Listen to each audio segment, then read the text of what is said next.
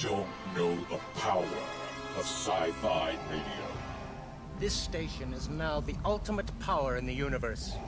We would be honored if you would join us.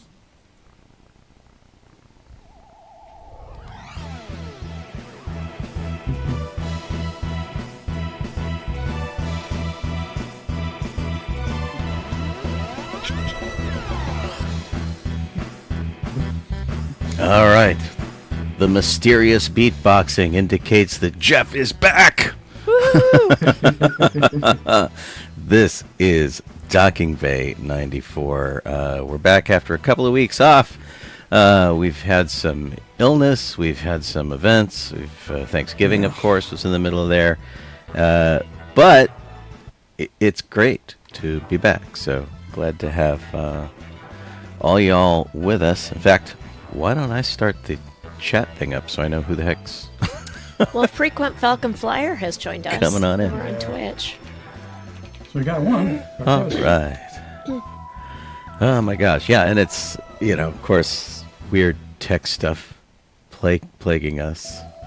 Like I'm trying to do the volume, and every time I try to do the volume, it cuts our theme. Whoops. Yeah, never a dull moment right here. Hey, I am Sean Obi-Shawn Crosby. This is Jeff Donoho. I'm Colleen Kaylee Crosby. And thank you so much for joining us over here. We are glad to have you all. We're glad to be back after a couple of weeks off. I have a minor cold, which is really nothing to speak of beyond I'm just annoyed. Jeff, on the other hand, has had this incredible saga of doctors and tests and medicines, and oh my gosh, dude. Glad you're back in the pink, quite literally. Yeah, I still have a ways to go. And it started with Abria and Christina and getting something. The doctors never figured it out for all three of us, what the hell we caught. We figured it was a flu of some sort. They checked our COVID and everything. They could not figure out what the hell we had. Christina was affected differently. She went in the hospital for a few days. And it was mainly because it was affecting her because of diabetes and everything, so it affected her completely differently. Aubrey went to the emergency room a few times. And she had urgent care. She had a sinus infection, staph infection. Wow. Me, I had a sinus infection too. It hit me as well, but it was hitting me so bad. It's like I could eat, barely drink anything, and because it made me nauseous. So, and eventually after went to the ER 3 times to start with, and they kept sending me home. I just do this. I take 2 aspirin, call some morning. But the 4th time I went in, and my son, Owen was with me, son, and he said, and pointed out that my eyes and skin were kind of a yellow color because I had jaundice in my eyes and my skin. Can verify you were really yellow when we came to visit you, like yeah. Simpsons level yellow. Yes, they. So what happened was that we called the ambulance. We called an ambulance, and they picked me up from the house. Owen met me there, and such, and Sparrow, and so they brought me directly into the ER, and then they said, "Okay, we're going to transfer you to a wheelchair, and you're going to wait in the waiting room." So. Wait in the waiting room in pain and everything for about 3 hours till they finally got me into the ER, and Owen pointed out that I had my eyes were yellow and stuff and whatever, and all the problems I was having. So they eventually admitted me to the hospital. They had no idea what was going on still, so they just basically cut off all medication I was taking. And put me on a bunch of IVs with antibiotics and whatnot. and try to get me back into shape because all my organs were failing. So, my heart, my liver, my kidneys, they were just going bye-bye. So, that was an interesting time period. Scary is what it was. Yeah, completely. They took a lot of blood. The last day I was there, they were having a real hard time finding a vein. But a lot of tests, a lot of blood tests. At one point, they finally figured out that I had like a hiatal hernia. And that seems to have gone away. It's a lot better. But the other things that occurred to me it happened while I was in there, even maybe beforehand, was that my eyesight started getting a little bad, and my hearing completely went bad. Wow. So, I have to. It's like when you're trying to change the pressure in your ears by popping your ears. Right. But you can't. So it's all muffled and such. Colleen is That's very how it familiar is. with that. Yeah. Yeah, and it won't go. It hasn't gone away yet. So there's that, and then I have a lot of new things floating in my eyes right now. Little squigglies and whatnot, and dust particles, or whatever you want to call them. They're all in my eyes. So Ugh. my eyesight was affected as well. They said I may be borderline diabetic because of my kidneys and whatnot. So I'm going in tomorrow to have lab LabCorp or whatever, so they can take a whatever pint of blood out of me or whatever they're going to take. But so I have an appointment up with the ear, nose, and throat doctor end of the month. Thanks. So hopefully my hearing will come back before then. But yeah, it was insane. Yeah, I mean, not cool. Yeah, I didn't know how long it was going to be there or anything. It just got eventually it started getting better, so by the end of my, they had given me all these fluids, but the first fluid IV they put in me was in the ER, and they finally put a new one in like the last day, but I had it basically, I think it's called a shift, I think it's called, meaning that the IV will shift out of the vein. Mm-hmm. So it basically a lot of water became subcutaneous. So Wow. I had tons of water all over the place on my arms, my hands and stuff, my feet, legs, and so they had to give me medication to absorb water back into the veins, and then also Lasix to get rid of the water. And so Wait, Lasix? yeah, I think that's what it's called. I must be confusing And, it with something else. Yeah. That's really It's, nuts. yeah, And it's that's a worse lot. that when you go in to get fixed, that they do something that kind of complicates things. And I know they didn't do it on purpose, but it's just No, like, no. bleh. Yeah, but they really had no clue. So, when I left, they're like, we have no idea what caused this. We have no idea.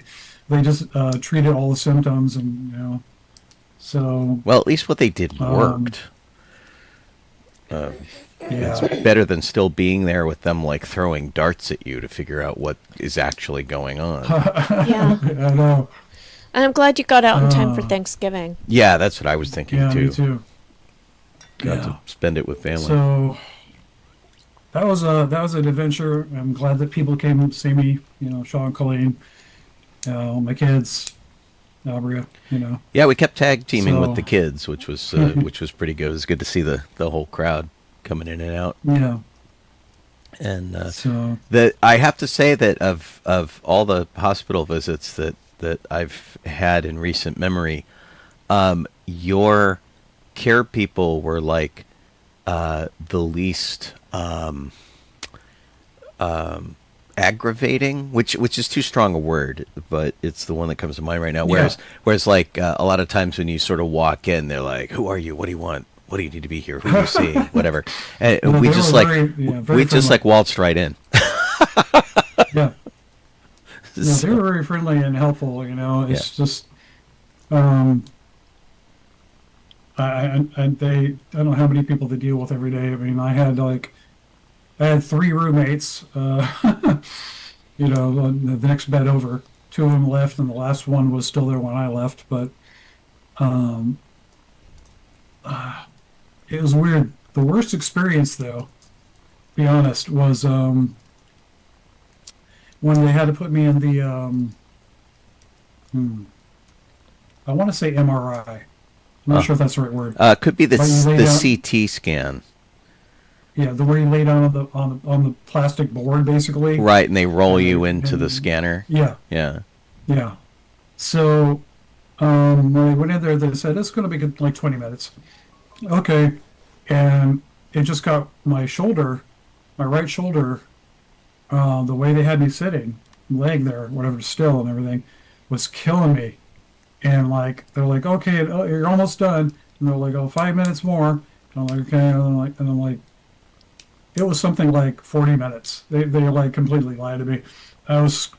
My shoulder was in excruciating pain at the end of it. Oh no. Wow. Because it was cramped up under me and such, and I couldn't do anything. This hard plastic piece of junk. Yeah, And it's it was awful. not cool. I've only had that done for my kidney stones, and they in our case with Kaiser, they walk you out of the hospital in this like weird little walk of shame thing to a trailer, and their machine is like in a RV out and back, and I'm like, is this legitimate?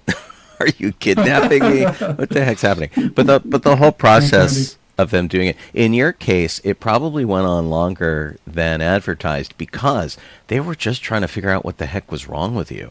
And I'm sure they Yes. were looking at absolutely everything going on. And which they do. Because like when I went in for my kidney stone, after I talked to the guy about the results, he's like, well, yeah, kidney stone, great, that's fine. We'll deal with that.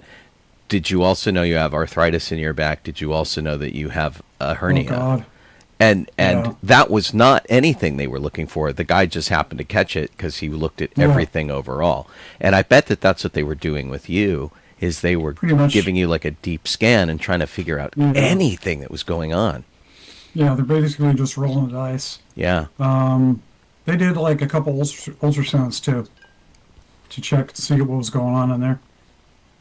So it was crazy. But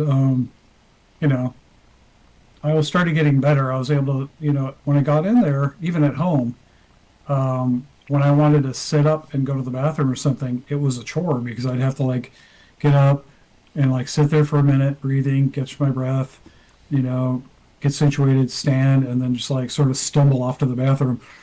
And same thing there. It was like when I first got there and actually in a room, it was hard. It was really hard to stand.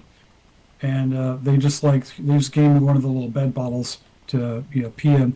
Right. But Those are always fun. 'cause it was yeah. But hey, I got to be an expert at it. So That's a new skill to add to your resume. I know. I could pee in a ball. But it was interesting. I mean, it did all the weird things you do there.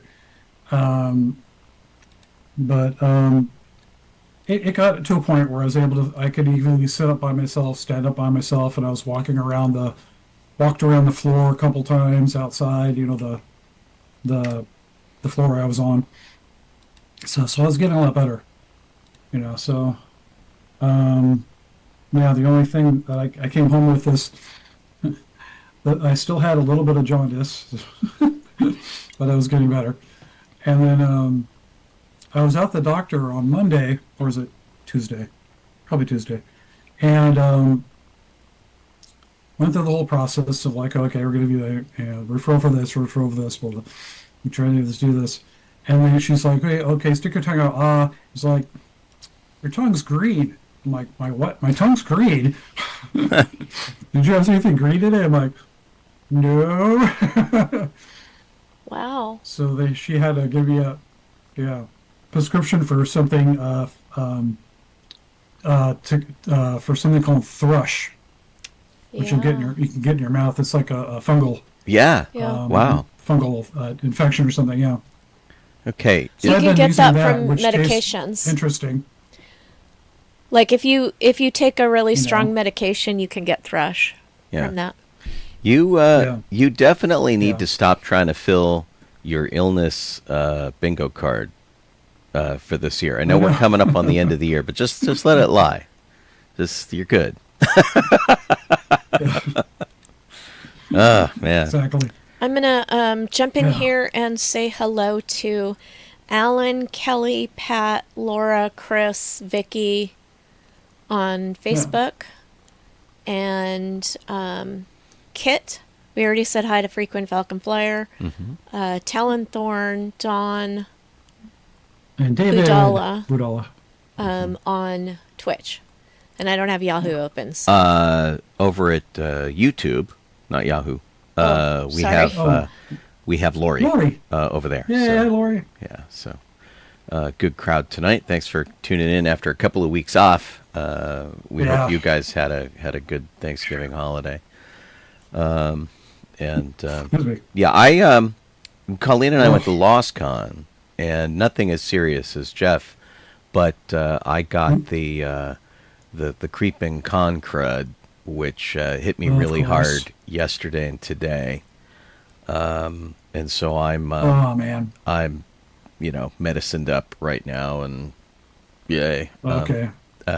It's funny. So I'm just So taking you're Batman. right. I was just taking like Dayquil, and they shrunk the bottle and they changed the flavor on me, and I'm like, what? So now it used to be like an orange flavor. Now it's orange mint, and it's vile. It's like more vile than it usually is. Really.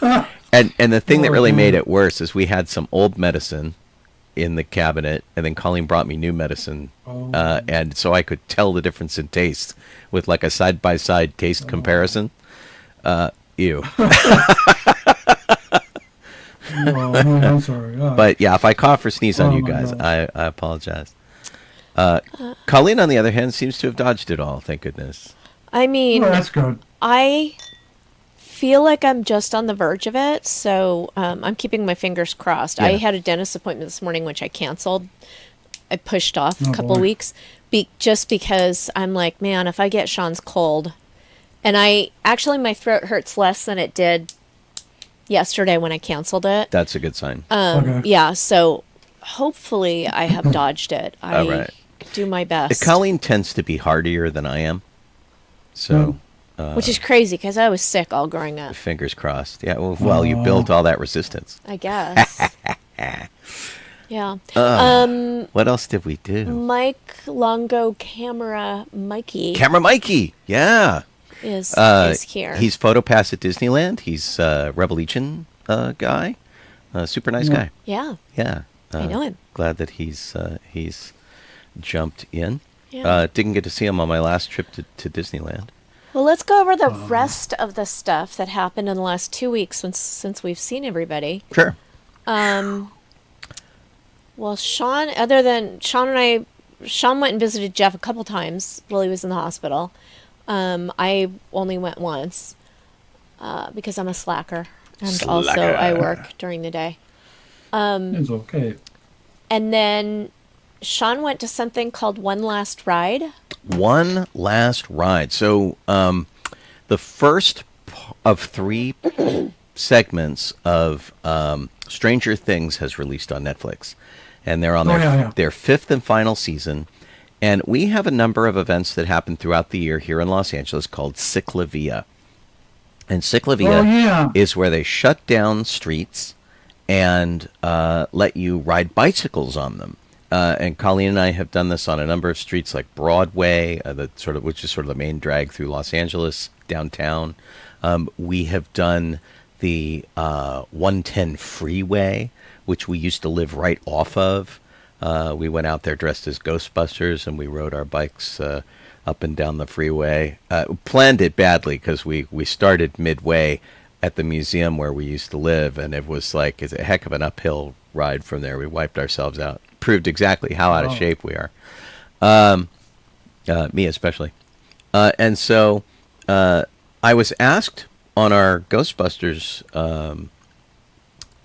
Discord for Orange County Ghostbusters. Catfish put out a thing, and he's like, "Hey, Ghostbusters, come to this." And I'm like, "Well, I rode in my Ghostbusters jumpsuit last time, so I know I can do it. I'll tell you what, if I can fit my bike in my car, I'll go." And so I took my recumbent bicycle, and it fit perfectly in my back seat. Couldn't believe it. Right between the doors. And I thought, okay, great. And so headed off to Hollywood. Got a pretty great parking spot that I don't seem to have gotten a ticket for because it was a 2-hour limit, and I stayed a bit beyond that.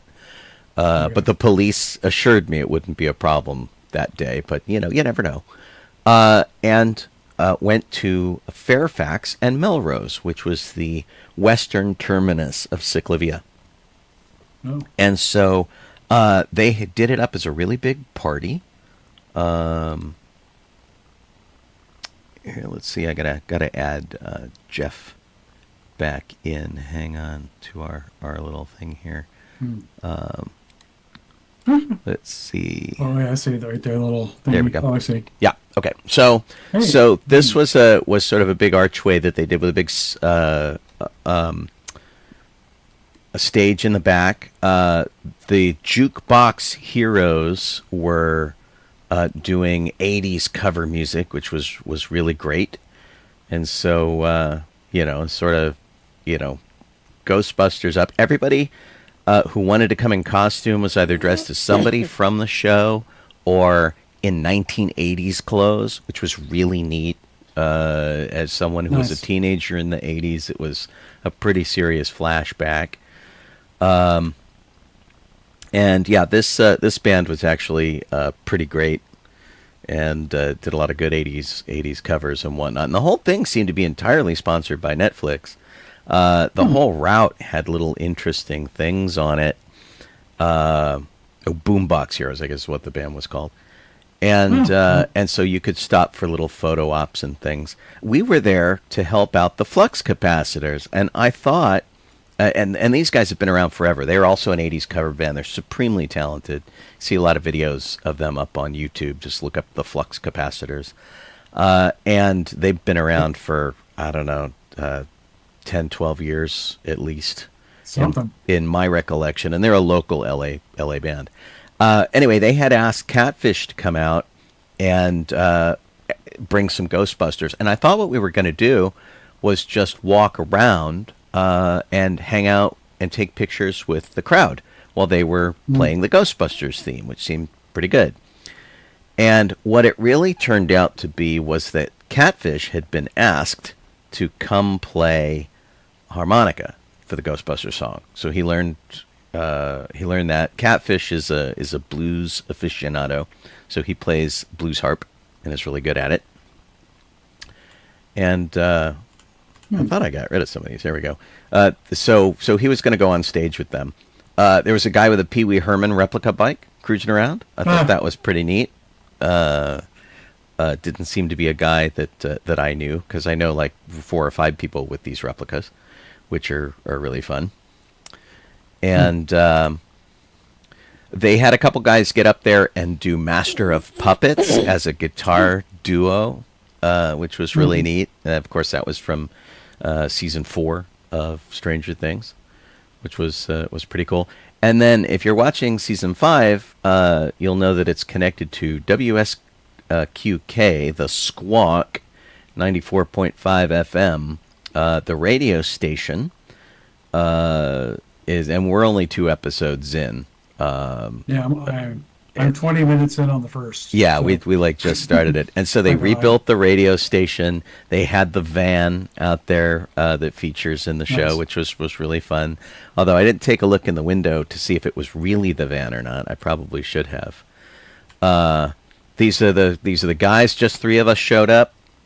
Myself, Catfish is in the middle. Garen is on the right. Oh, nice. We obviously all got the memo about the sunglasses. And so what happened is when they called Catfish up to the stage, they put us all up on the stage. And so Catfish was on the right. He was stage right. I was center, and Garen was stage left. And I'm like, what am I going to do? I don't want to just stand here. So I basically just danced like an idiot up there and sort of channeled my best Jack Black. I don't know which of the Stranger Things kids lost their shoes, but this was a little weird. I parked my bike, and I'm like, who's missing their shoes? they don't look that old. Yeah, But weird. the photo ops were really fun. I was teasing that we were going to leave our sci-fi.radio to go work for these guys. It says they're 50,000 watts. I mean, that's huge. That's a range of about like a 60-mile radius. That's big for Hawkins. Hawkins is a tiny little town. So 50,000 watts is really optimistic, I think. Yeah.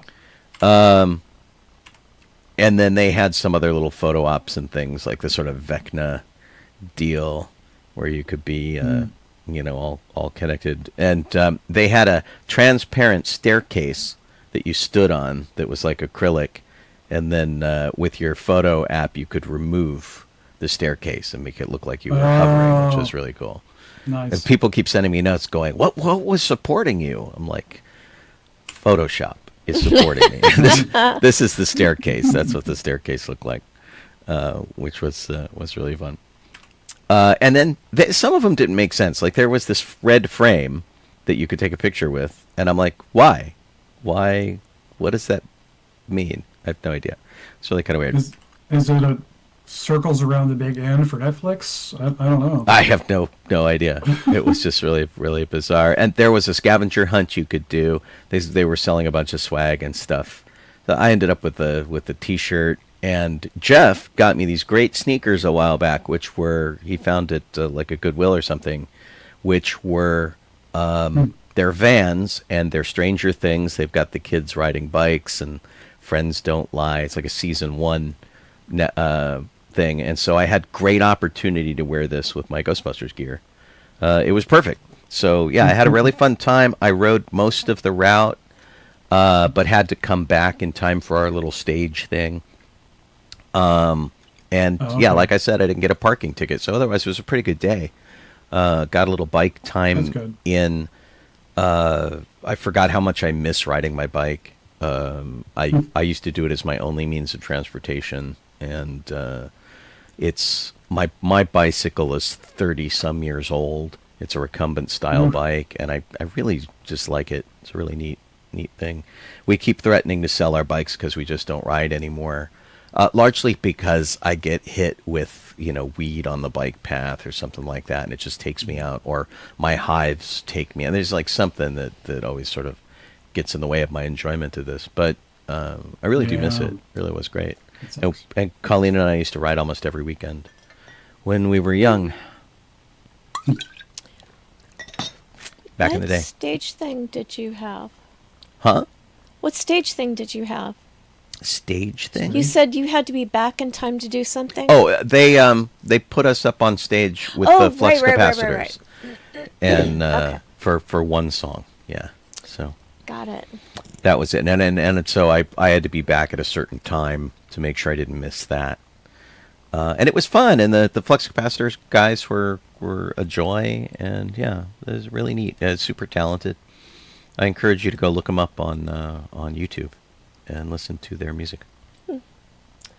And then Sean and I went to go to the Pantages to see the play Suffs about suffragists and how women got the vote.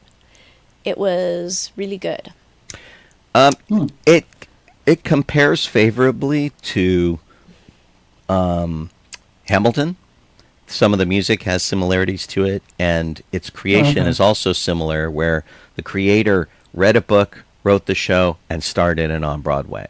The book was called Jailed for Freedom, and it was about one woman's experience with this suffragette or suffragist movement, as she would correct you, in and being jailed and punished basically for trying to get the women's vote. And it covers from 1913 to 1920, mainly with a leap to like 40 years into the future beyond that for its little denouement. It was one of the best experiences Colleen and I have had at the Pantages in a long time.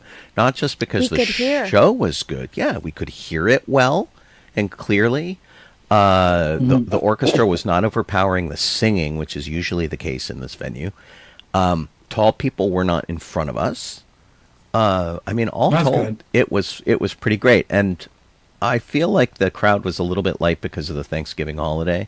We saw it 2 days before Thanksgiving. Maybe. But yeah, we this was the theater. They didn't do anything particularly fancy for the stage, but it's always a really great and ornate theater to be in. They built the theater in like the 1920s, and then by the 1970s, it had been a movie house. And in 1977, they converted it over to a live venue mostly. And Jeff and I saw Rogue One in this theater for a preview premiere thing, and they do show movies in here occasionally, which had the same stupid sound problem that we had. We have for Place. So for episode 7. yeah, was really bad. It was so bad. This is Colleen. She wore her Votes for Women costume. It was reminiscent popular. of the time period. She had all sorts of people coming up and checking out her costume and congratulating her on that, which was really good. So she looked pretty cool. I kind of did a similar thing at the turn of the century, but with kilt, which I found pictures of people in like 1910 basically dressed like me, like here, which was fun. And I had a coat as well that I wasn't wearing. This was when we were taking a walk at intermission, so I left my coat on our seat. But that was pretty nice. Colleen's like, "Look over here in the distance," and I'm like, "What?" Like, not ready for direction. And so it was fun. And one of the interesting things about the play is that every part was played by a woman. So when they had Woodrow Wilson was a woman. But she looked like Woodrow Wilson, which was amazing. Okay. It like you totally bought it. And so it was an entirely female cast, and it worked. And because they covered some of the racial inequalities at the time, they didn't exactly do what Hamilton did, which is like, oh, George Washington will be played by this black man. Yeah. What they did do is they did sort of separate the historical figures into the white suffragists and the black suffragists, and talked about the problems that the black suffragists faced, and the politics within the group and the strategy within the group, going like, look, we need the southern states, but they will only come if we don't make the black women as prominent as we really want them to, and I know it sucks, but kind of a deal. So it was really interesting to watch them actually acknowledge that sort of thing going on within the whole thing. So we had a pretty great time. Really good. Parking was easy. Like, traffic sucked on the way there, and it ended there. The rest of the night was just wonderful. Yeah, and every time that we've gone to Hollywood lately, the parking has been confusing, hard to find. Yeah, it's like we make a reservation in advance, and you have a picture of the lot, and we still can't find it. Yeah, Colleen buys parking in advance, and getting there, it'll frequently be in a section where there are tightly packed addresses, and it'll give you an address, and Google will take you to the building before it or after it, but not the one you're going to. And also, they'll give you an address, but then the building will have more than one address because it's on a corner, and it won't, like, the entrance to the garage will be at a different address than you were given. So it's kind of crazy. Kelly asks, oh wait, one more thing. We went to Shake Shack for dinner, and that was not a bad experience. In the past, I haven't liked some of their food. Like I don't like their vegetarian burger, and it just. And I always feel like when we go there that I sort of forced Colleen into it. I'll eat anything they make there for the most part, except the mushroom burgers. But I ended up getting the chicken nuggets, which I kind of like. I wanted to get a chicken sandwich, and then I was like, okay, the chicken nuggets are probably smaller. I don't want to have anything left over or eat too much just because I'm, it's in front of me. And the chicken nuggets were real chicken. So, which a lot of the fast food places don't do. They have sometimes they're real chicken, but they're formed into nuggets and things. Well, yeah, I mean it's real chicken, but it's not. It's not formed into nuggets. It's and mashed. things. Yeah, these are actual pieces of chicken, not chicken patties or something. Yeah. Yeah. While I'm thinking of it. Let me roll back here to Stranger Things, which is good because Kelly has a question about it. Okay, because we mentioned the squawk. We mentioned the station. If you do a search for the squawk or WSQK, I think is what their call letters are.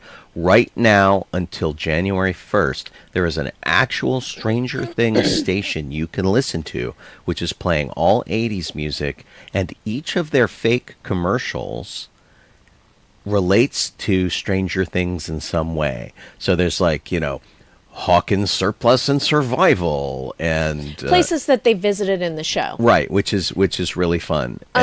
And so if you know the show, it all makes sense. And they make little jokes like, we turn the music up to 11, And if you have Alexa, or I imagine another radio smart speaker like that, you can just say play WSQK, and it will play. You can if you don't have it, you have to download a special player. You don't. You can listen to it in a browser, which is what I've been doing.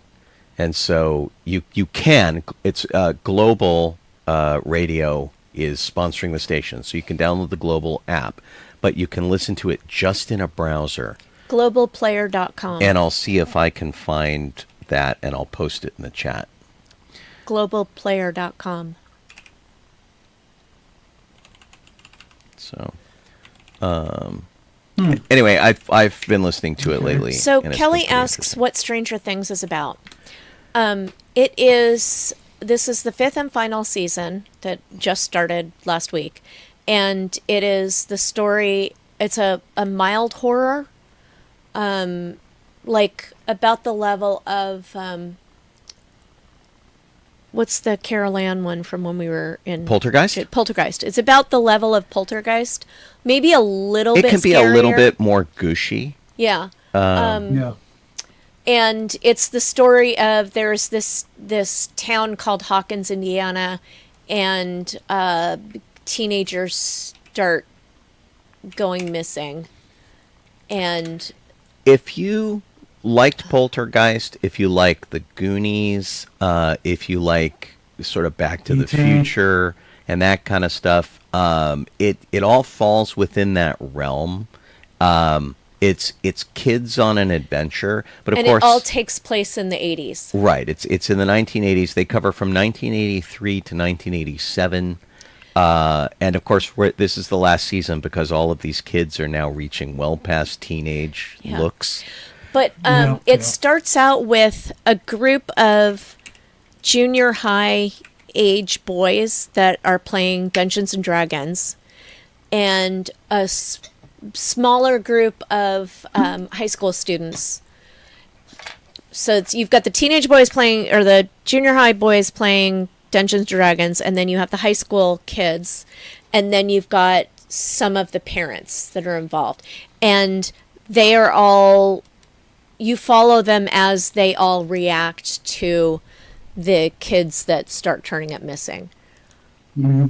And then it turns out that there's a horror component, and there are different themes each season, which I don't want to spoil anything. Right.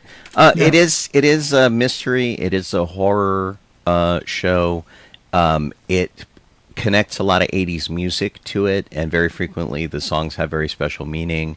It's one of those things where you're scouring the background because they keep showing stuff that you remember from back in the day, and it may just be like, here's a bunch of products you don't remember that are on the shelf in the background. And These they're guys have really good. done their homework. The Duffer Brothers put it together, and it took them a while to sell it. Nobody thought it would really be a good thing. And then Netflix kind of jumped on board. It became a massively huge hit for Netflix. Maybe one of their first big programming bits that they produced. And so the biggest problem with watching this, first off, you've got 4 seasons to catch up with to get to where they are now. Secondly, they're dropping them in 3 drops of like 4 episodes each. And that's so you can watch these 4 episodes, and then the next ones drop on Christmas Day, and then the next ones drop on New Year's Day. Although what I hear they're doing is the last episodes from on New Year's Day are being shown in a theater, which is kind of fun. pretty cool. Yeah, it's good. Like Might be IMAX, I think. to go to. Over in the chat, this should be on Facebook and YouTube and Twitch. I've dropped the direct WSKQ link to listen to the station. I also dropped the global link to globalplayer.com that Colleen was talking about. So both of those links should be in your chat. And you can find it. I've been enjoying Twitch, it. But you didn't do it in Facebook. I did it in all of them. It should show up in all of them. It's not showing up in my Facebook. Well, I will go look No. and see. And if it's not, I'll post it again. Yeah. Yeah, and Kelly's asking about the Target commercials. Target, if you love this series, Target's got a absolutely massive tie-in section to Stranger Things. Everything from Eggos to phone covers to phone chargers to flashlights to toys to whatever, T-shirts and clothes and things. They're really in on this. And so if you're seeing Stranger Things commercials, the guy in the Target commercial is Mr. Wheeler. That's Nancy's dad and Mike's dad, and he's a very laconic kind of character who really doesn't do a heck of a lot. One of the high school kids, Kelly. So when I said that there was a set of junior high kids and a set of high school kids, that was in season 1. Yep. Season 5, the high school kids have graduated high school. Right. And the junior high kids are now in high school. But the kid at the register that she's mentioning is actually not one of the kids. That is a guy who's been seen throughout the series running the video arcade, the video shop, a whole bunch of other businesses. You might recognize him from a series of Unfortunate Events and some other things where he plays equally kind of low-level creepy guys. That's like his stock and trade. Yeah. Sean, do you want to mention the there's something under media, since we're talking about Stranger Things. Advisory: due to conditions in Hawkins, Indiana, all flights from MCO to Hawkins have been canceled. And so there have been a whole bunch of things that are posters and things. You can get text messages from some of these places and whatnot. If you're watching Stranger Things, and this goes back to the early seasons, by the way, if you see a phone number in it, you can call that phone number and you will get some kind of message.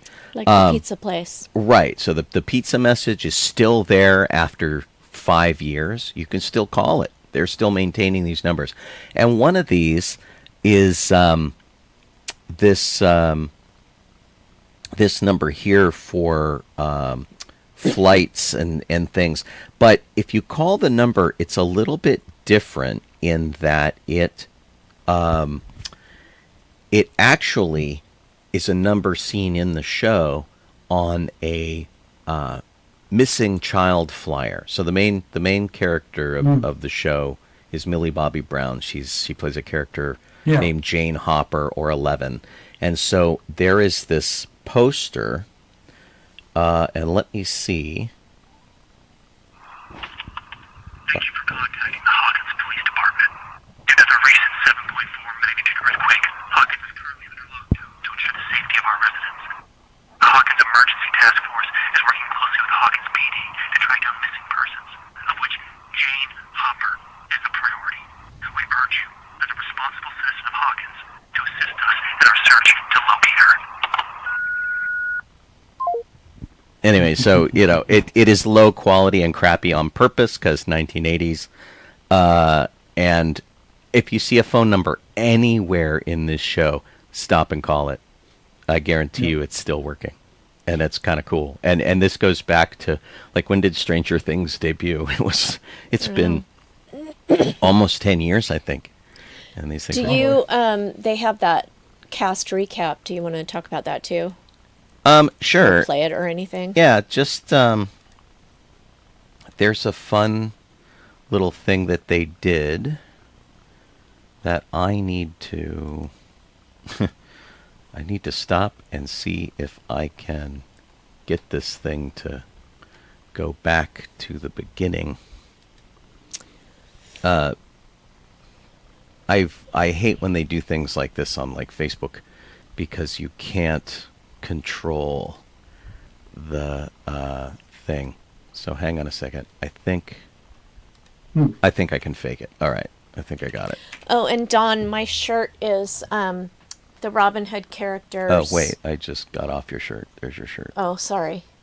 Go ahead. It's the Robin Hood characters as a stained glass window. Right. Oh, okay. Don asked. Okay.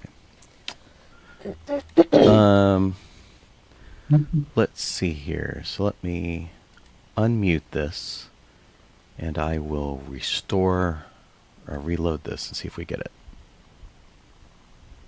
Like me, Hawkins, Indy, 83, chillin', playing D&D. I go missing, OMG, Demogorgon, something awful, major bull cut, Echo waffle. Goodbye Barb. and Christmas lights. The upside down. We shut it tight. Dustin, Lucas, Will, Mike, Max. upside down. It has some cracks. Will's possessed. 11's gone. Major bull cut. Demodogs. I like Nancy. I like John. I like Matt. And Mom likes Bob. R.I.P. Well, so it goes. Guys, I'm back. The gate is closed. Dustin, Lucas, Will, Steve, Robin. Starport Mall. the best in Hawkins. Mike, 11. we've been crushing. There's no time. They found the Russians. Ice cream. Spy team. Susie Poo. Billy. Killing. Get the crew. Beat the flare. Fight for glory. Bull cut. Never-ending story.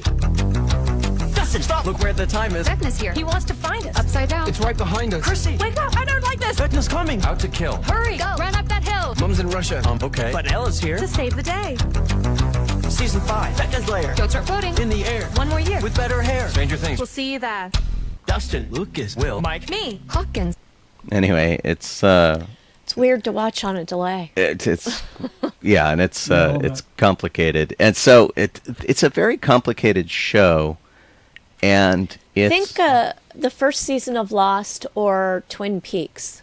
yeah, except they really continue to pay attention to their story. Yeah. Creations. There's only a couple of little plot holes that I found in it, and that thing that we just showed makes perfect sense to you if you have seen it, and if you haven't seen it, it still really doesn't spoil anything, Yeah. which is kind of crazy. I mean, it spoils the bowl cuts. Yeah, well, yeah. Poor Will has the worst haircut of worst the hair. whole thing. Yeah. It's It's like he got the hair from Oliver from the Brady Bunch. Right, cousin Oliver. Cousin Oliver. It's bad, bad. Okay, so all of that was from we went and saw a play, and Sean went to the Stranger Things thing. Thanksgiving, we had a lovely dinner with friends. We were invited to dine with Eric and Liz, and it was lovely. Yep, very chill, very relaxed. Had Yes, a good Danny time. brought a really good appetizer. It was little mini peppers that were stuffed with cheese. Yum. And And bacon. Jeff got out of the hospital just in time to celebrate with family. What'd you do, Jeff? Yeah, went next door to Owen's side, and we just had like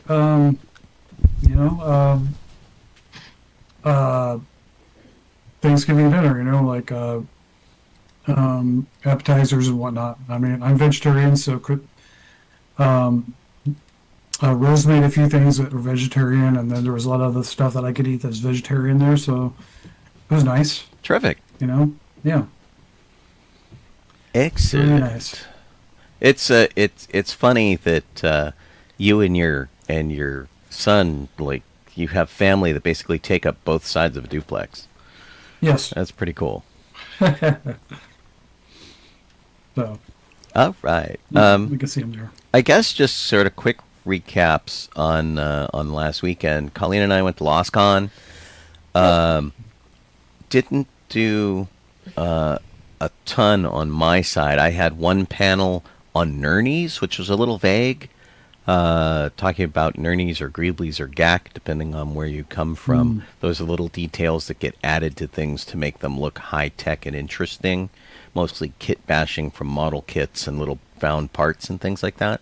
So we had a little thing in the maker room about that, which we moved from the next door workshop room because it wasn't really a workshop.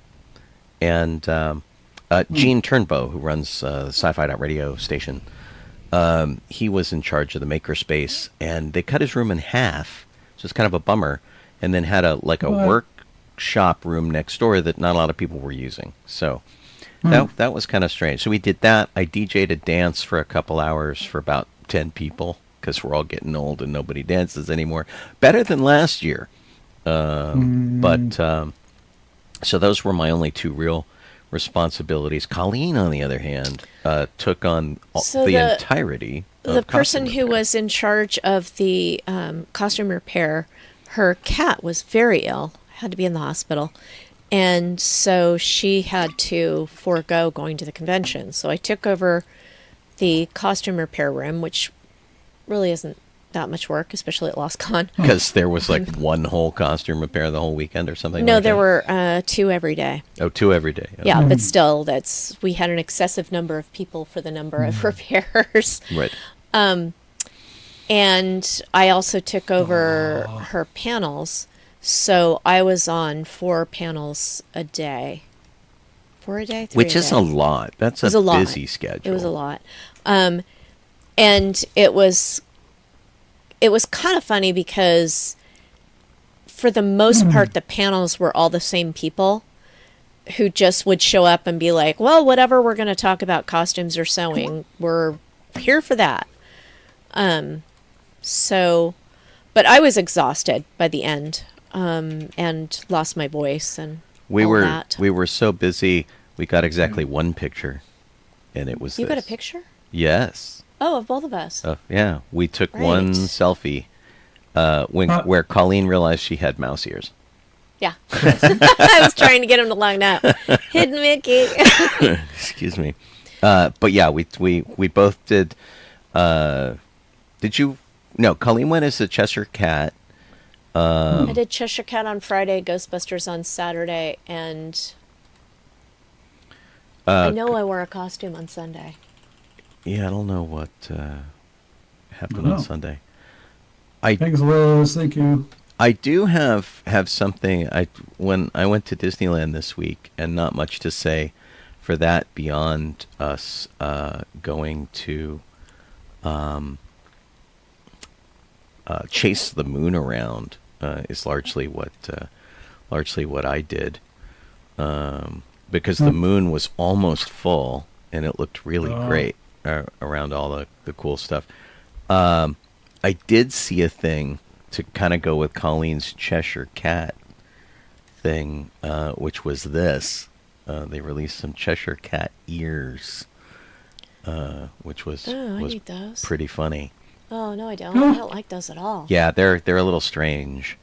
Yeah. And but just in the interest of I need to show Colleen. Yeah. I seriously cannot remember what I wore on Sunday. I don't remember what you were wearing when you left the house.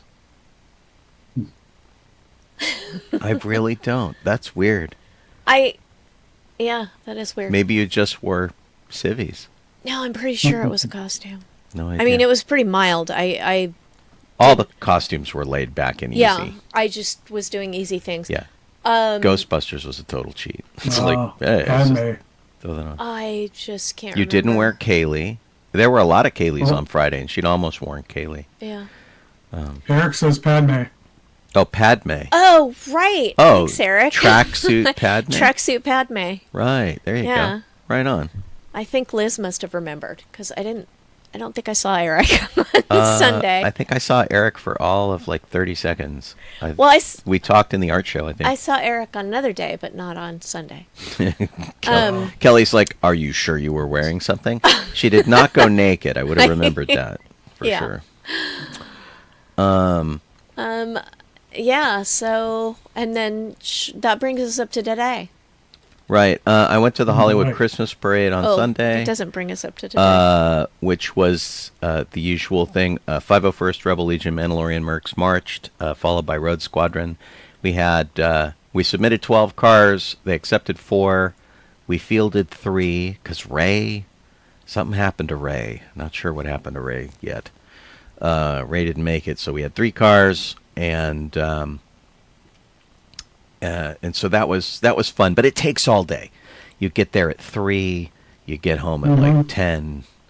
It's a hell of a day. Jeff was too ill to come, unfortunately. Correct. Definitely missed you there. Yeah, that was kind of nuts. And then, beyond that, now that brings us up to today. Colleen went to a dance on Sunday. Did you? No, I didn't. Oh no, it's the week before. Sorry, Yeah. it was the week before. And for what it's worth, it is the anniversary of the purchase of my current car. What we call the carniversary. I got it in 2021, so I've had it for 4 years, and feel like I haven't made as much progress as I want. And in fact, being in the parade was a real challenge because I wanted to get all these lights going, all this cool stuff, and I had them all set up. And then the power sources I have, I could do half of them. I couldn't power everything, and I'm like, it was a bummer because I had battery packs and stuff. They just weren't up to the task. So, Oh, good grief. yeah, it makes me sad. That was a bummer, but oh well. It went fine. It is what it is. But I got to tell you, I just didn't have the energy for it this year. It was like, it's really tough, and like herding the cats and all that kind of stuff. Oh. Trying to get everybody in to do everything. It's just tough, real tough this year. So Yeah. That's how I felt I about understand. LosCon. It was real tough this year. yeah, right. Thanks everybody. Everyone's saying glad I'm feeling better and stuff. And thank you Yeah. guys. Definitely good to have you back. We're at the top of the hour. You are listening to Docking Bay 94 over on sci-fi.radio. Sci-fi for your Wi-Fi. It's a station that's there 24/7.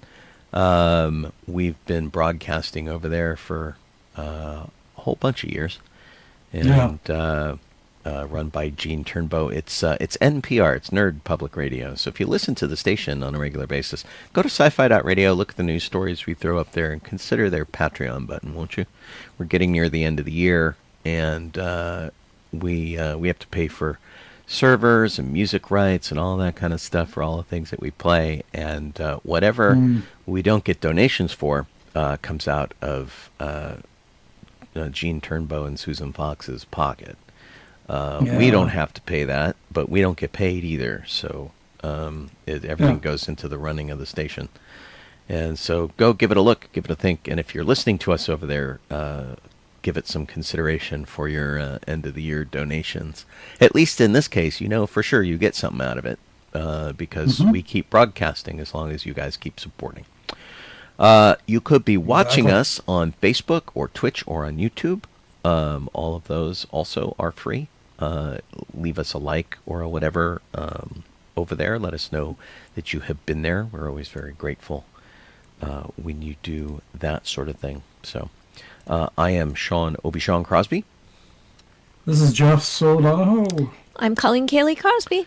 and we're grateful however you choose to listen in on us or watch us or do whatever. Big thanks to Kit, who keeps our document in order, and even when we don't do a show, keeps it running from week to week, and which is really fun for and good for us, because we know what we missed, we know what we have to talk about, and we're very grateful for that hard work that she does without us even asking. She volunteered for that job and does it every week. So thanks, Kit. We appreciate it. Although I feel bad. I was gonna go to Stuff a Bus tomorrow, which is the Toys for Tots fundraiser thing that Kit always does, and I feel like it's a bad idea. It is a bad idea. With being sick. So I'm gonna have to bail on that after saying I was gonna go for the afternoon shift.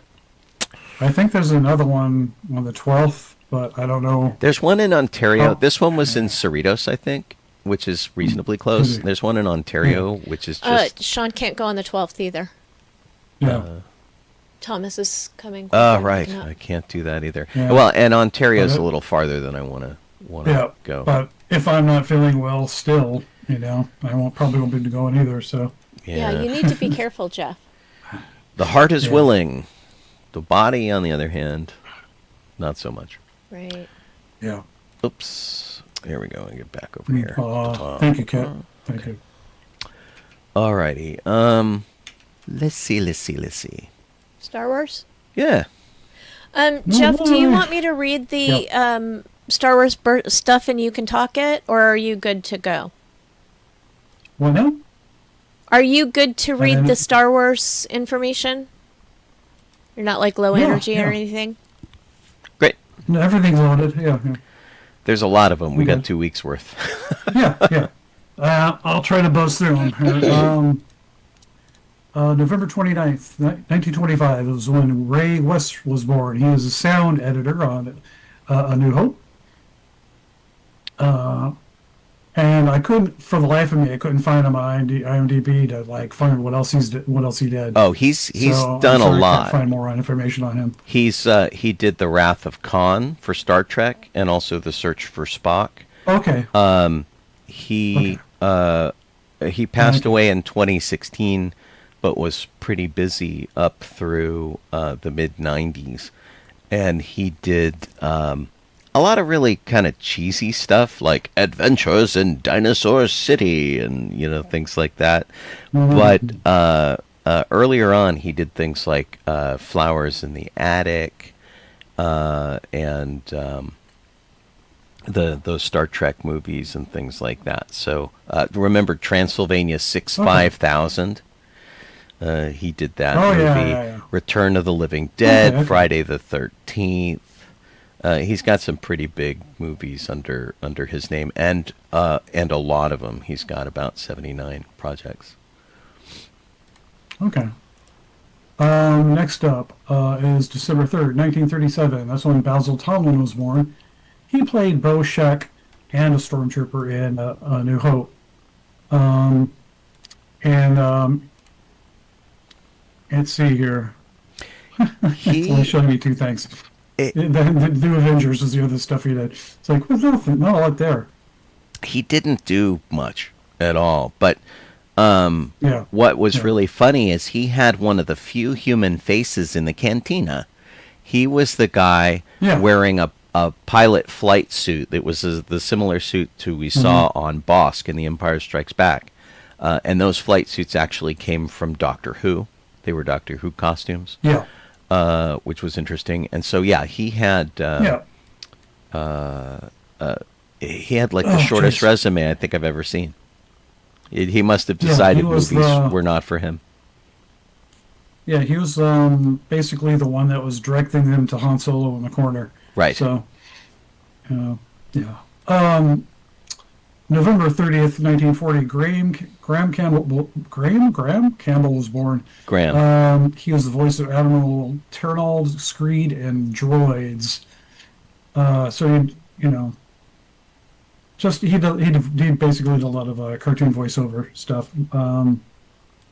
So nothing I couldn't really find. But not much stuff that we knew, like McCabe and Mrs. Miller, and Friday the 13th, the series. Oh, he was in Captain Power and the Soldiers of the Future, which was the Mattel toy-related property where you could aim toys at the screen and interact with the cartoons. That was kind of a fun thing. But yeah, it didn't do a lot. Yeah. November 24th, 1948 is when John Alvin was born. He was an illustrator. For Star Wars, he mostly did things like book covers and video covers and posters and stuff, and Star Wars Insider and such. So there's like a whole article about him, I guess, in there. I'm pretty certain, and Colleen would have to double check this because she is closer than I am. But let me see if I can get to my screen camera. I'm going to make you slightly nauseous here for a minute. I believe we have a John Alvin poster on our wall. This is behind Colleen up here. Oh, yeah, that's right. And so this was done for the first 10 years, a big celebration for Star Wars. John Alvin also did a bunch of stuff for, whatchamacallit, Raiders of the Lost Ark and things. I think he did the album cover for the soundtrack and all sorts of very supremely talented artist. And, I absolutely love his stuff. There we go. Get back to the right screen. Okay. December 1st, 1951. Treat Williams was born. And I have yet to find him, but he's a rebel soldier on Hoth somewhere. We have... I don't know where he is. Right. And so apparently he went to the set to visit Carrie Fisher and then said, hey, can I be an extra? And they went, sure, okay. And they put him in gear. And I have never, ever been able to find him. But I don't know. There are a terrific set of pictures of Treat Williams, who looks like a full-on hero here. Oh, my God. He's like, where's the movie about that guy? And, obviously it was sort of, after hours, Carrie's got her hair down, and but they suited him up, and they took a whole bunch of pictures just for fun because he was hanging out. And, of course, Treat Williams, at the time they were doing this, was coming off in 1941, the Steven Spielberg movie, and he was coming off the movie Hair. He was very hot property at this point, and he just kind of came to hang out, and it's kind of amazing. But where is he in the Hoth hangar? God only knows. We've never been able to spot him. Unlike Cliffy from Cheers, John Ratzenberger, we know exactly where he is. Oh, yeah, totally. Yeah. It just doesn't sound like him when he talks. But there are all sorts of really terrific pictures. Just do a search for Treat Williams, Carrie Fisher, and you will come up with an absolutely amazing number of pictures, including one where he's hanging out with, I'll show you guys this one too, Mark Hamill, which is kind of fun. I mean, so he sort of made his way around the set, kind of hung out, and they were all glad to see him, and it was terrific. So nice. Yeah, it's just one of these weird footnotes where he just decided to go play for Star Wars for a day. Exactly. I mean, who wouldn't? I would. Yeah, totally. November 23rd, 1953, Carl Gafford was born. He's a comic book colorist. So he worked on the Marvel Star Wars series. If you're wondering what he did for Star Wars. Yeah, especially regular, he especially worked on the first Star Wars movie series. So he did like 2, 3, 4, 5, something like that. And and then went on to do other Star Wars special editions and stuff. Okay. Yeah. Yeah, And I then worked recognize on his Mr. name from Miracle being a and kid. Spectre and stuff and other things. So, next, and I think this is the last one here, thank goodness. November 22nd, 1966. Michael Kenneth Williams, backwards there, was the one, I guess, cast originally as Dryden Voss in Solo. Oh, but he had to bail out because Paul Bettany played that role. Huh. Yeah. That's weird. What else has he Yeah. done? Well, let's see here. 111 credits. So, God. Let me Oh, see he here. was Let me in go down he a was little in The Wire Start and off, in Boardwalk RoboCop. Empire. That's where I know his name from. bit. Yeah, he's in 12 Years a Slave, RoboCop. Jeez. RoboCop. Who did he play in Much TV RoboCop? Stuff. Yeah. Let's see here. I think he played he played a captain or something, didn't he? Let me go back up and find Oh, one of the RoboCop. cops? Jack Lewis. Character Oh. named Jack Lewis. Okay. But no, this was the remake. Oh, okay, that makes This is sense. the remake one. Okay, yeah. Okay, because I'm like, I don't Edmund remember Colfield is him. in the original one. I have RoboCop news later. You know. But yeah, he's The Sopranos and Human Giant. He All right. has a pretty good span, but Oh, in like The That's Wire, good. he's got like 50 something episodes.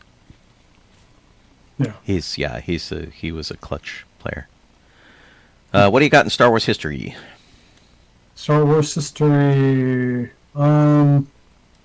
We have December 2nd, 1977, where 1,500 fans went to Bloomingdale's in New York to meet Darth Vader. That was a pretty big deal. I remember that sort of showing up in the news. And if you have the Art of Star Wars book that came out like a year or two after Star Wars, and you go to the back where there's all sorts of cartoons from newspapers and things, there is an entire like Sunday cartoon page of like Darth Vader coming in to meet the fans, and it's people are arguing. They're like, Darth Vader, he's like the evil lord, and somebody's like, nah, that could be some guy in shipping under that costume. And the music playing in the background that they drew in is "Oh Come All Ye Faithful," like the Christmas song. It is a hysterical cartoon that is done like a man on the street interview kind of thing. I'm here at Bloomingdale's covering the appearance of Lord Darth Vader. It's really funny. I wonder if it was Kermit. It was not. There was some guy with glasses, and I was trying to find Inside. the cartoon up here online to show it to you guys. I can't find it. Yeah. But that's what I'm wondering if it was the guy that worked there and just put the suit on, like Kermit. I think his name was Kermit or something. Oh, Kermit Ellers. Yeah. Yeah, I wonder if it was him. It was probably him. He worked for Dawn Post Studios. And he he got pressed into service because he was a big guy. They were basically like, we need a big dude to fill this suit. How about it? And he jumped in.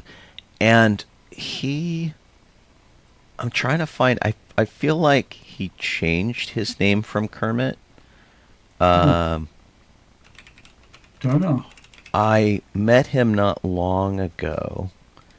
I'm looking to see if I've got him on Facebook, and I don't. But yeah, basically he did almost all of the appearances as Vader, and he's a super nice guy. There's Bryce. Bryce Eller is what he goes by now. Okay. And so, yeah, I have a Vader helmet up behind Colleen in the corner that's actually signed by him. It's my loner Vader costume, and I thought it was appropriate to have my loner Vader costume signed by the loner Vader. Yeah, super nice guy. If you ever get a chance to meet him, if you see him at a convention, please go say hi. He's a really nice man.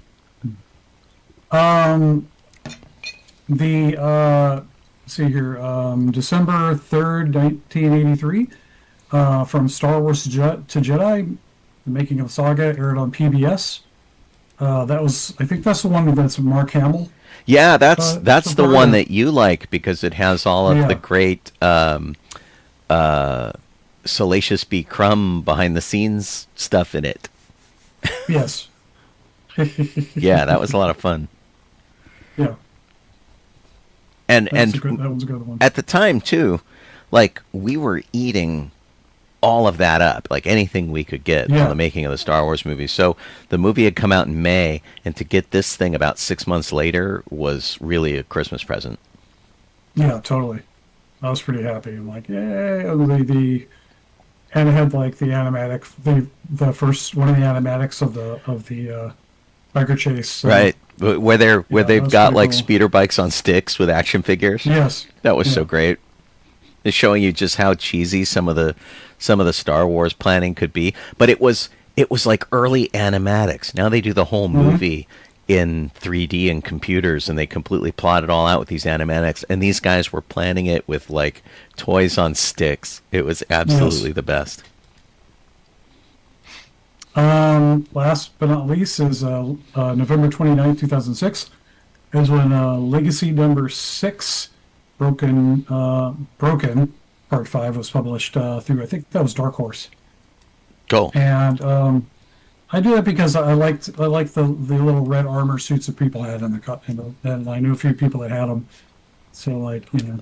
Oh, and that was for the Imperial Guard, the armored Imperial Guards? Something like that. I remember like Scott Allen had one and someone else had one. I don't remember what it was. I think it was I don't know if it was necessarily Imperial. Wow. I'm looking up our next story here, and my heart skipped a beat. So there's a new Endor line of clothing and accessories from sportswear manufacturer Columbia. They've been doing lots of stuff like, mountain climbing gear and all that kind of things.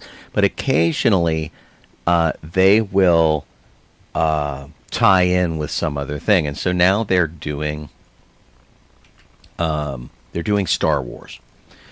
And specifically, they're doing Return of the Jedi.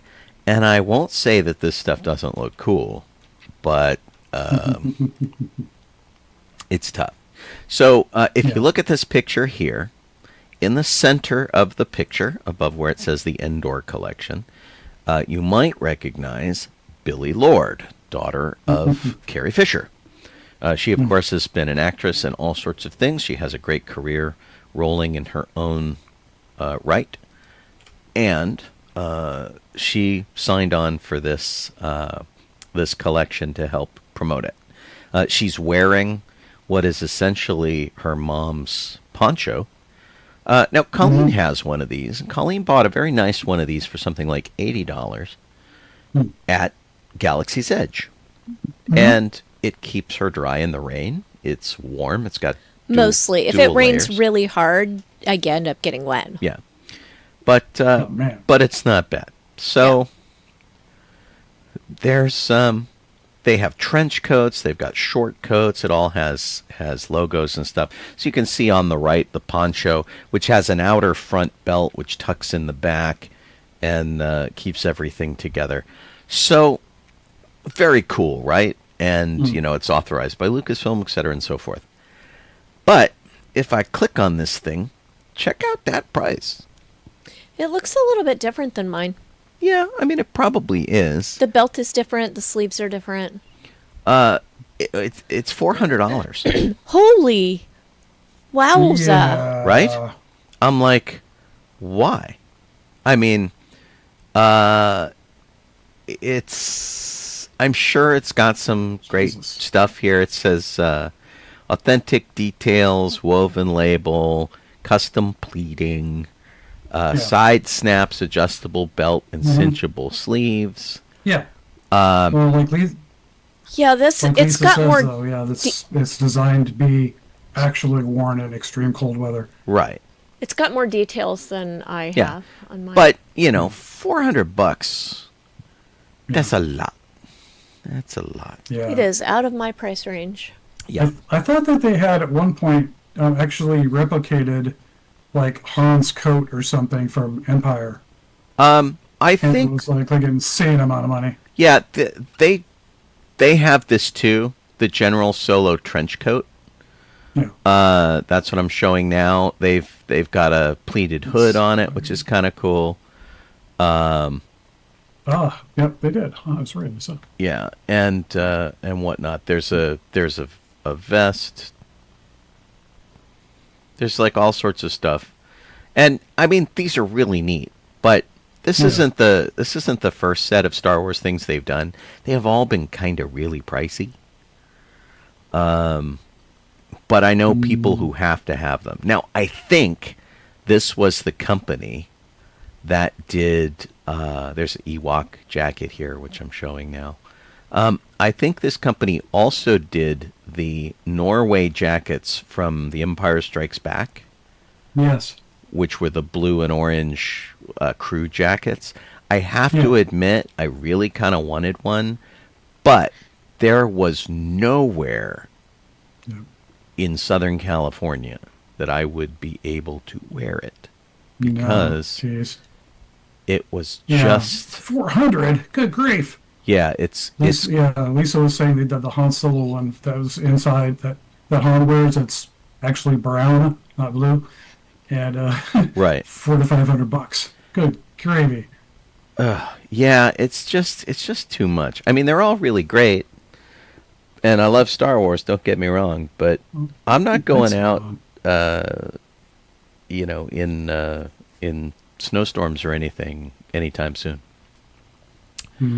But Oh, there it goes. Hey, I'm bright again. There we go. So anyway, it's kind of interesting stuff. I like that they got Billy Lord on board. That's very fun. And her kids. Right. Hopping back to Stranger Things again for a moment, the tickets for the December 31st showing, which is 2 hours and 5 minutes. Right. So the finale is the length of a movie. Yes. They're almost sold out at the theaters closest to us. Oh, I believe it. I believe it. There's one of them that has one seat left. Oh, in it. that's I'll have Yeah. to do some lap sitting there, I guess.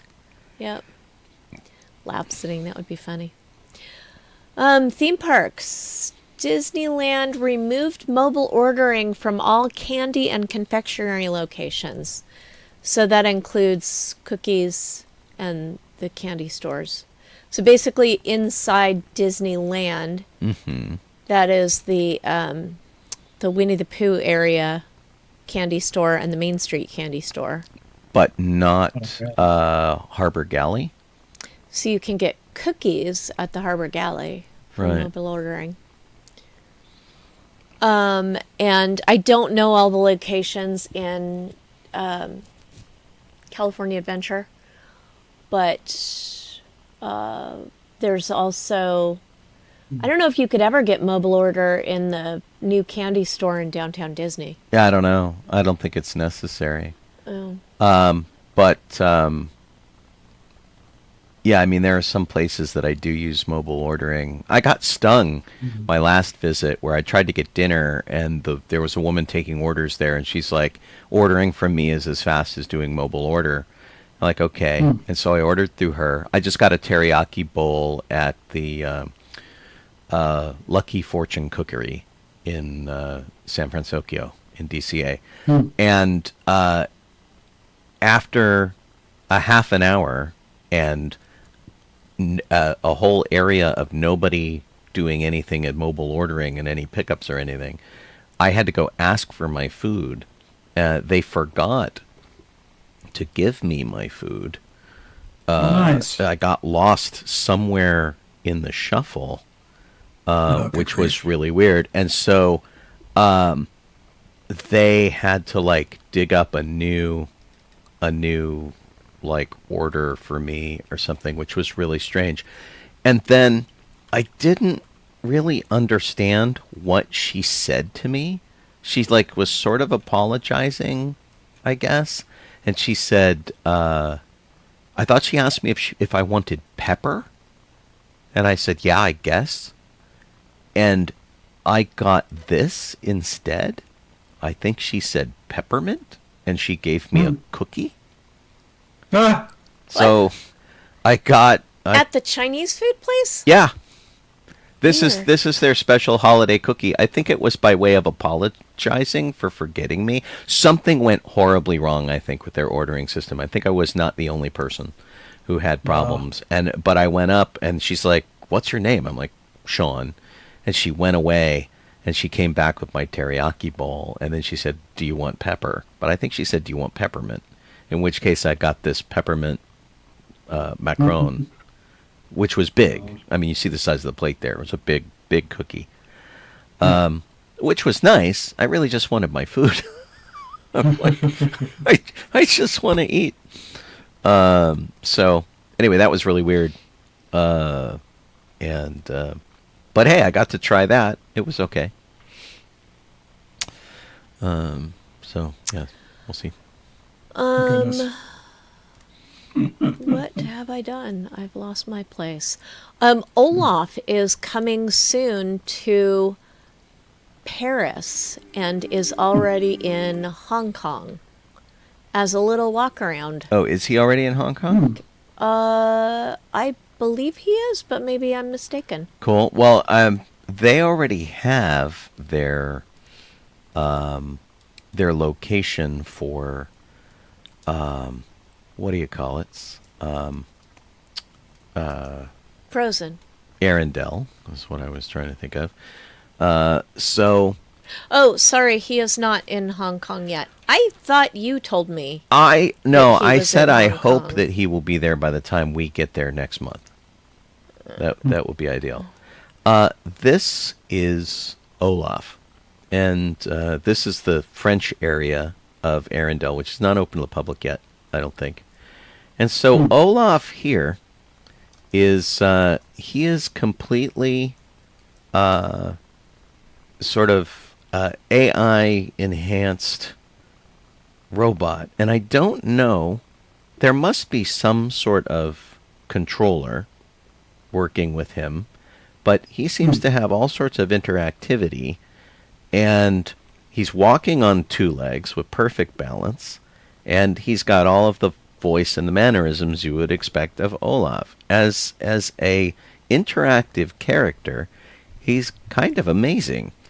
Just as long as they don't ever send him out without He's gonna a have to handler, have a handler because people beat the crap out of that right, thing. and you just saw them pull his nose off, and he interacted when they pulled his nose off. But he's absolutely kind of tremendous. The amount of animation they've gotten out of him, and he is so convincing. Here, let me kill our. So he's the new Frozen expansion is coming to Disneyland Paris on March 29th, 2026, so he'll probably be there. And Hong Kong just says limited appearances beginning in early 2026. So that could mean anywhere from January to March. Yeah, well, let's find out. Well, fingers crossed that we get to see him. I'm hoping. But anyway, the Imagineers are rightfully very excited by this. I mean, he's really got a lot of personality, and they've been working a lot with these sort of self-balancing things. Herbie, who was a robot in Fantastic Four, was on display for interaction in a protected area in Tomorrowland. He was self-balancing on a ball, rolling on a ball, as the movie did. Very cool and impressive. And so we were really impressed with the sort of baby Toothless that they had over at Epic Universe. Universal? Yeah, Universal. And that was really cool. But you looked at him and you could see the similarities to the Boston Dynamic dog robots, basically. He moved like them. We'd seen that kind of thing. This is another thing entirely where, it's obviously, robotic, animatronic, controlled by either computers or humans. But the personality is there, the movement is there that embodies the character, and it doesn't move like the robots we've seen. It moves like the character, like the CG animated character. That's very impressive to me. So I'm pretty excited by this, just in a general way. And basically, I think it bodes well for more.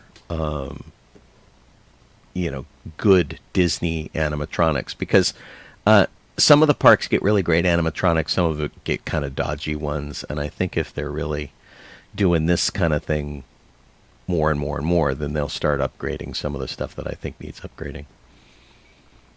So. Yeah. Cool. Baby steps. Yep. There are changes coming to the Millennium Falcon Smuggler's Run in California and Florida, and basically we're getting a new visuals and visiting new places when you go on Smuggler's Run. It is going to coincide with the opening of The Mandalorian and Grogu next May, and it will change the ride experience, not only by going to iconic locations that they have in the movies, but also they're changing what you do. So like the engineer position will be getting some improvements with expanded gameplay, including the ability to communicate with Grogu throughout the mission. So that's fun. I like the engineer position. Because he's a chatterbox. Well, he'll make little cooing noises. So here's some concept art. I believe we have a friend who worked on this. I believe artist Brian Kessinger has worked on this. Something cool that they mentioned in this article, which they got their information from a YouTube show. The episode is called We Call It Imagineering, which focuses on how Disney uses robotics, AI, and immersive technology to bring stories to life. Mm-hmm. And it's what's interesting is that they were able to use, when they were creating the new ride graphics, visuals, they were able to go shopping from the assets of the movies and TV shows. Oh, and use all of their CG models? Yeah, they said the ride's powered by Unreal Engine, so Disney worked with Epic Games to make sure that the effects on the screen can work across multiple monitors for the ride. And the ride creators, the Imagineers, got to go shopping. That's great. In the movie, basically to get the assets from the movie to show in the ride. So that's really cool that they can... You get the exact same experience. Well, and because if you've been following The Mandalorian and things like that, you know that they have been doing these graphics as real-time graphics on what they're calling the volume, which is basically a surround of LED screens that work with the Unreal Engine and create a parallax with the camera. So wherever the camera is positioned, it creates graphics that look like the real environment to the camera. So Yeah. the actors have something to engage in and whatnot with the environment, and they can see into the distance without them having have built a set or anything or dealing with a green screen.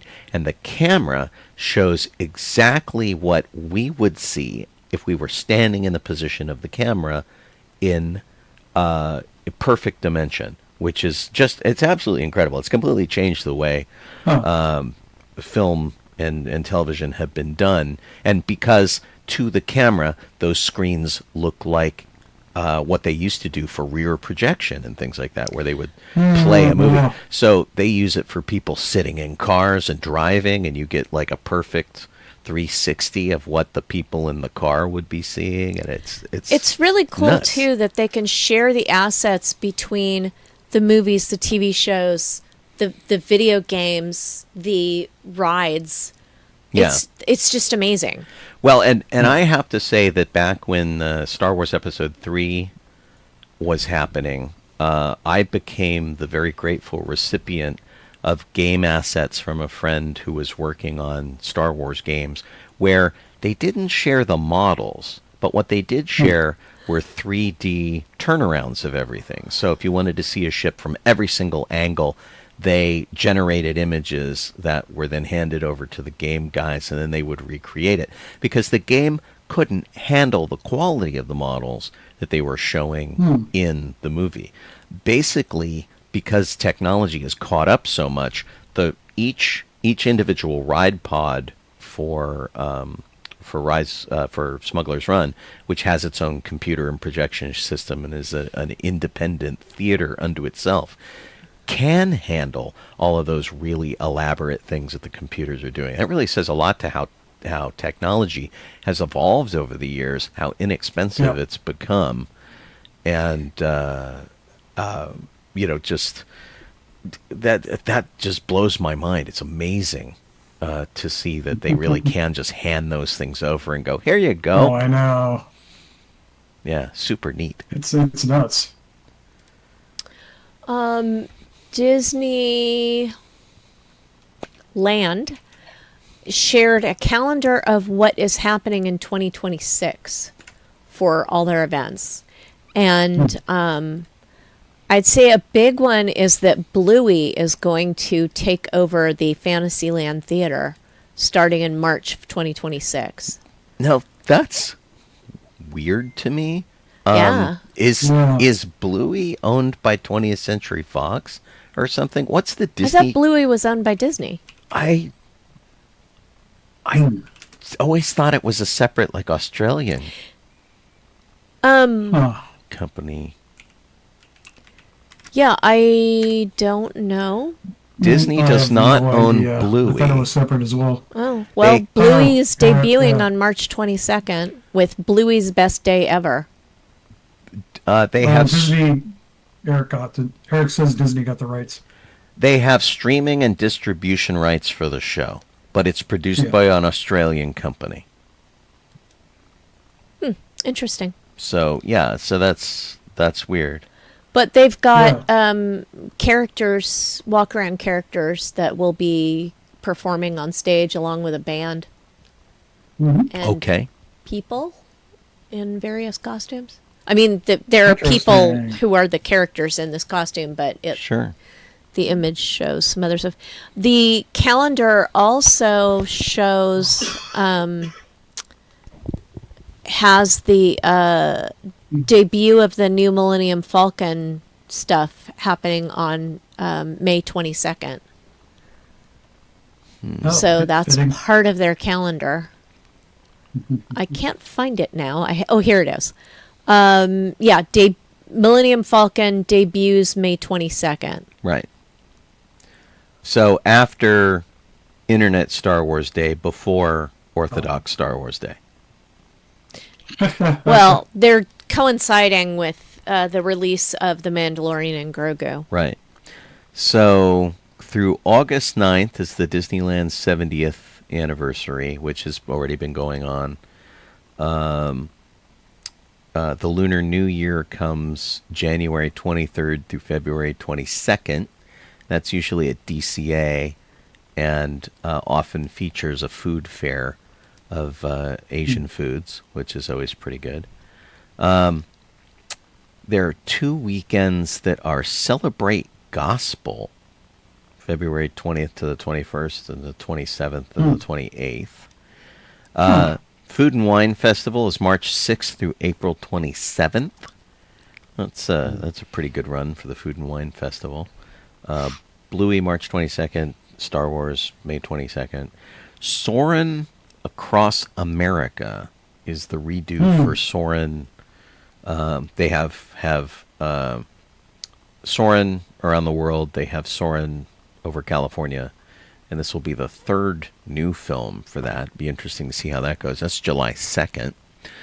Halloween runs August 21st to August 31st.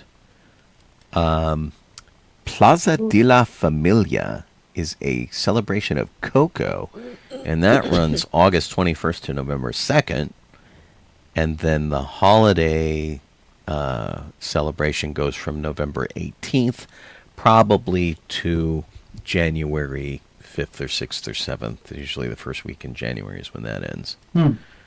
So, and then there's separately ticketed events, which are Sweetheart Night, 70 Years of Favorites, Disney Channel Night, Star Wars Night, and Pride Night. They've got all sorts of dates set aside for those two.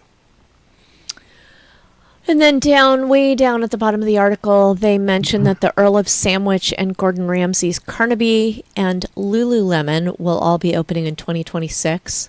Those in are downtown all Disney. in the same place, right? They're in what used to be the ESPN zone. It doesn't say. It leads you to another article, which I haven't looked at yet. The Disneyland Railroad guided tour is back, and they will be shutting down the Esplanade in California Adventure. No, the Esplanade and parts of California Adventure, they're going to have construction starting in 2026 for expansions, including for Coco and Avatar.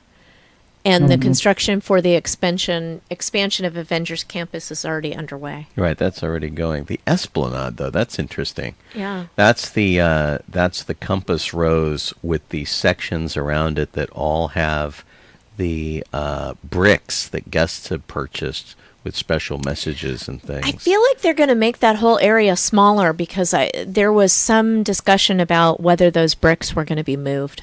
Yeah, I've heard that off and on. I know people who have bricks there are very worried about that. So we'll have to see what happens with that. And then they're offering the California resident 3-day park hopper deal where you can use it's $83 a day for 3 days, and you can use it on visits between January 31st and May 21st. Okay. That's about it. Let's see here. Some of the things that I had kind of teased before. There's a new key for Disneyland Magic Keys, but Colleen looked into it, and it's kind of just a glow up for it. Yeah, they renamed so there are 4 levels of passes. The very most expensive one, the one just below that. There's Inspire, Believe, Enchant, and Imagine. They're renaming that one. They're renaming Believe. They are. Yeah, hang on a second. I think it's Believe. They are going to rename it sometime after the beginning of the year, and so anyone who wants to renew that level of pass, it will renew into this new one. But the difference is, I saw a thing that talked about the differences between the passes, and I couldn't really find much different. The thing that you said was I said that it was going to offer more summer days, summer and I hours. didn't know that they were not offering summer days for that pass level. So it's changing from Enchant to Explore. It's becoming the Explore key. January 13th. Right. It offers summer weekday access and June and July. The key is $1,000. Oh! It is not. So Inspire is the highest level, then Believe, then Enchant. So it's the second from the bottom, not the second from the top. Okay. And so that makes sense that they're going to open it up to more days available in the summer. Because Enchant and Imagine were both locked out for the whole summer. And now only Imagine is going to be locked out for the summer. And you can only buy Imagine if you are a Southern California resident. Okay. And they are increasing the price by $25 Yeah. for that privilege. All right. So back before reservations were there for everybody, that level of passport was, I feel like it was like $300 cheaper. Something. And you had to make reservations if you had that level of passport only. I loved it. It was perfect for me. But $1,000 is a lot. A little steep. Yeah. Yeah. Yeah, it is. A lot of people have bailed out of Magic Key ownership, and as we experienced at Life Day, when a lot of people contacted me and said, "Sorry, can't go, didn't get my pass, didn't renew my pass," and also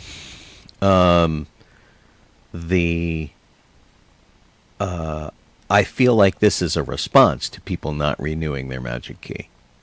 And they're like, oh my gosh, what are we going to... And maybe it's just that one category where a lot of people didn't renew. Or maybe it's a test thing going, hey, maybe we can get people to sign back up if we offer a carrot. Yeah. But yeah, it's a little weird. Oh, boy. The best carrot they could offer is the parking for every pass. Well, that's the thing that kills you, is that if you have a key that does not have parking in it, you get stung. But I think a lot of people don't realize that. Yeah. Unless they're finding some other place to park and make their way into the park. It's pretty rough. Let's see. I think just about the only other thing that we haven't talked about that was on our teaser was you always hear about people who find things in their attic, and a lot of times they're things from when they were kids, or sometimes things your parents always told you were up there, and you're like, yeah, Mom, sure.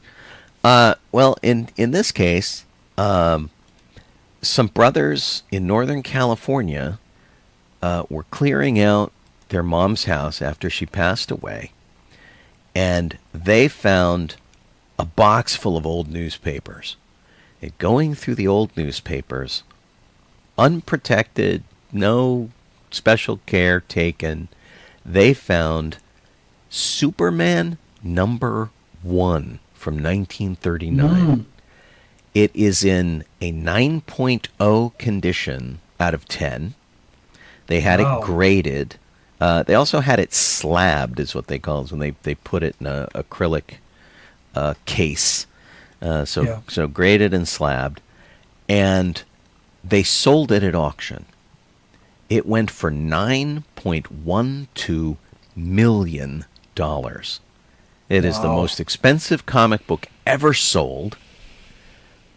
And they had always heard about it from their mom going, oh, I have a comic collection in the attic somewhere. Which honestly, to be fair, I mean, I'd have gone into the attic and started poking around. But, that's me. There were 5 early issues of Action Comics. And Superman made his appearance in Action Comics. But this isn't that. This is the actual Superman #1, when he got his own comic book. And it was National Allied comic books that eventually became DC. And that was crazy. So they are our age, these brothers, and they went, let's sell it. Although it's really funny that they said they love comics and it was always a treasured refuge from them, but they seem to sell it pretty quick. Yeah, I know. It's like, But I'm just impressed that it's survived. I mean, I'm having a hard time keeping stuff in our garage from turning yellow and getting weird and all of that kind of stuff. So these guys are pretty... And prior to that, there was another Superman #1, which sold for $5.3 million in a private sale. So that guy got a deal by comparison. And we don't know who bought it. I'm wondering if it's a company and not a person. So the woman who owned these comics, Yeah. she and her brother bought the comic between the Great Depression and World War II when they were kids. And later in life, they decided to pass them on to her sons because he never married or had children, her brother. And apparently one of the reasons why it's so valuable is that it was a limited... It had been part of DC's first print run of 500,000 copies. And it, the condition was so amazing. Right. Well, I mean, there have been so many reissues of that comic. Yeah. And even some of the reissues are worth some, but to have that actual original version is pretty amazing. What's interesting is that that's not the only early comic in the collection. Right. That's just how that's much one went for. That's what I said. They had Action Comics like 5 and 7 and 9. They had 5 early issues of Action Comics. Yeah, and those are worth something too. Yeah. But of course, Superman is the key, and that's the one. How much does an auction house take? Like 20%? 15 to 20. But it's not that they take. It's that they add on to. So whatever the guy actually got it to, they then assess a fee on top of that for running the auction. And so they it got could be 15 to 20%. $3 million each. Yeah. That's wild. Yeah. Huh. Yeah. Gravy. So we've got 7 minutes left. Mm-hmm. What do you want to talk about, Sean? Or do you want to do the rest in peace section or save that for next time? Oh, let's see. Let's I'll talk about a couple of quick rest in peace people. At the age of 88, we lost Sir Tom Stoppard. He's a playwright, probably best known for Rosencrantz and Guildenstern Are Dead. He also did a lot of work on movies and things. He adapted Leo Tolstoy's novel Anna Karenina for the 2012 movie and things like that. And he's was knighted by Queen Elizabeth for his services to literature. Just has like a incredible, extensive career in theater and film. We lost in the fan community Leslie Fish. Leslie Fish was a filk singer who was one of those people who was well known in science fiction conventions, wrote a lot of parody songs and things like that, and her own creations, and was sort of a force unto herself. She was very, very opinionated, sort of lived her own life, and was a figure of controversy. But she passed away during LosCon this past weekend, and her passing was on everybody's lips because we all kind of knew her and of her. And then maybe most notably, Steve Cropper passed away at the age of 84. He was in Booker T and the MGs as guitarist. He worked with Otis Redding up till his death, when Otis Redding passed away 3 days after recording Sitting on the Dock of the Bay. Steve Cropper polished that up and released it posthumously. He was in the Blues Brothers band. You can hear shout-outs from Sam and Dave and the Blues Brothers in both versions of Soul Man, because Steve Cropper and Duck Dunn were both players in Booker T and the MGs, and also in the Blues Brothers band. Just a super talented guy. Basically a primary songwriter for Stax Records, and worked with everybody. Wilson Pickett, Eddie Floyd, lots of people over the years, and is co-writer of stuff that you know, like Green Onions and Sitting on the Dock of the Bay and Knock on Wood and like all sorts of great stuff. So very sad to hear of his passing, because he made just incredible contributions to music. So we'll grab those guys for now. We'll leave the rest in peace for later. Jeff, do you have one more thing you want to talk about before we end? The Kermit the Frog statue that's at I'm not sure if it's still there at the moment. It's not there. Jim Henson Studio is going to move, or has been moved. It has to moved. the Atlanta Center for Puppetry Arts. So it's being saved. It is being saved. I'm disappointed that the Muppets no longer seem to want it. I was on my way to the Hollywood Christmas parade, and I was unaware that it had already been removed from the building. I drove up La Brea and was just heartbroken that it was gone. The Jim Henson Company name is still on the banner over the gate. And what's really interesting to me, so this is where it was. You can see the big empty space up there on the tower. Yeah. And then if you roll down here, there's a red door. That red door used to be, and ignore the guy on his phone there. He just happened to be walking by. This red door used to be a lovely mural of Charlie Chaplin peeking out. So I'm hoping they save that as well before they put this door back in. Like there's a face behind that grate. There might be a picture there now. I don't know, but that's not what was there. But yeah, there could be a picture of Chaplin looking out, and maybe they did that instead of the mural. The mural used to be protected by plastic.